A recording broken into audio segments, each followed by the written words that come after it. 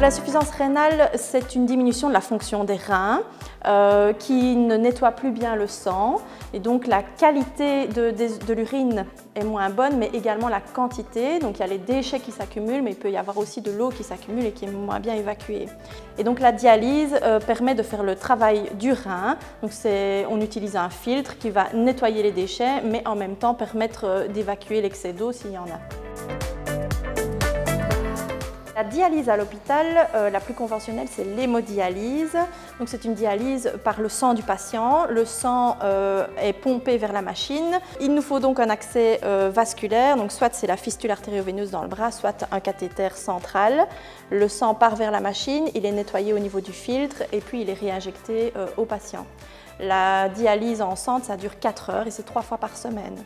À côté de ça, il y a aussi l'autodialyse en centre, donc c'est le même principe sauf que le patient là, devient acteur de son traitement, il est éduqué, il est formé par les infirmières et donc il apprend à monter sa machine lui-même, parfois à ponctionner sa fistule, à suivre ses paramètres, sa tension et donc il comprend le traitement. Le patient arrive en dialyse et ne connaît au final rien à la dialyse et donc on est vraiment là pour lui apprendre les bases, lui apprendre vraiment aussi bien le côté technique de la gestion de la machine, le côté soins, donc il va se faire des soins à lui-même et donc il est acteur complet dans sa maladie et nous on est vraiment là pour l'aider et donc notre rôle est très important niveau éducation aux patients.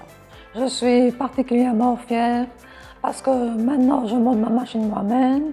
J'ai eu les infirmières qui m'ont montré comment la monter et puis j'ai également pris les paramètres et maintenant je suis autonome. L'éducation des patients dans leur traitement c'est très important parce que ça facilite le traitement en dialyse, donc s'ils ne font pas d'excès diététique, s'ils respectent la restriction hydrique, on doit retirer moins d'eau en dialyse et les séances sont alors plus optimales. Oui. Il y a toutes les techniques alternatives à l'hémodialyse en centre qui ont vu le jour. La dialyse péritonéale, la home dialyse, ça permet d'individualiser le traitement pour chaque patient et de proposer des techniques plus douces et plus confortables au domicile aussi. C'est permettre aux patients de faire tous ces soins à la maison, aussi bien au niveau technique que les soins d'hygiène, etc., au niveau cathéter.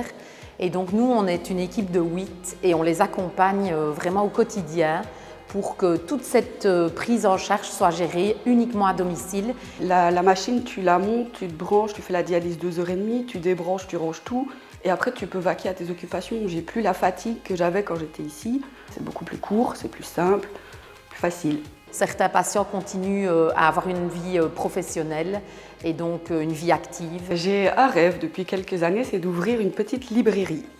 Donc là, mon objectif assez vite, c'est de me trouver une formation en vente et puis après de passer mon patronat. Et quand tout ça sera fait, de mettre de côté et d'avoir ma librairie. Par rapport à la dialyse classique, moi je suis ravi, bien que j'ai eu des hésitations, d'avoir choisi la dialyse à domicile. Quand tout se passe bien, c'est épatant. Je pense qu'au niveau des prochains défis, ça va être de favoriser la dialyse au domicile pour permettre aux patients d'avoir une qualité de vie optimale. Et évidemment, l'objectif ultime serait d'avoir un accès à la greffe encore plus facile.